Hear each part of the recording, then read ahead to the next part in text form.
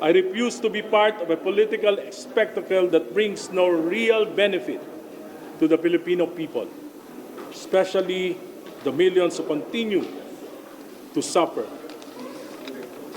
Habang ang mga Pilipino ay nahahati, DDS, Pinglawan, Dilawan, loyalista, nag-aaway, nag-iinsultuhan, nagkakanya-kanya, ano ba talaga ang pinaglalaban?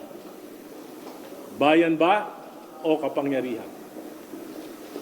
Hindi na ito unity. Ito ay uni-away. Ito ay uni-nakaw. This is not about accountability. This is about partisan politics.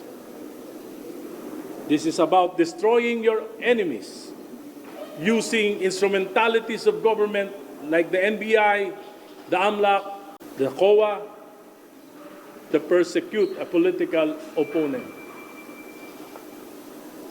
Nakakatakot po ito.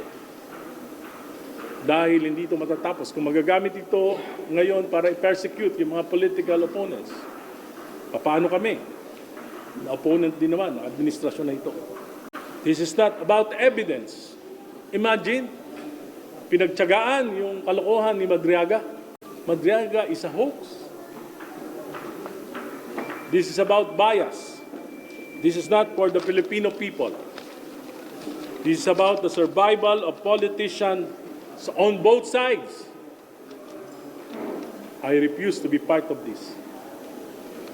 At sa aking panawagan sa sambayan ng Pilipino, kung nais nyo na maayos ng gobyerno, magsimula tayo sa ating sarili, mag-isip tayo, huwag tayo magpapauto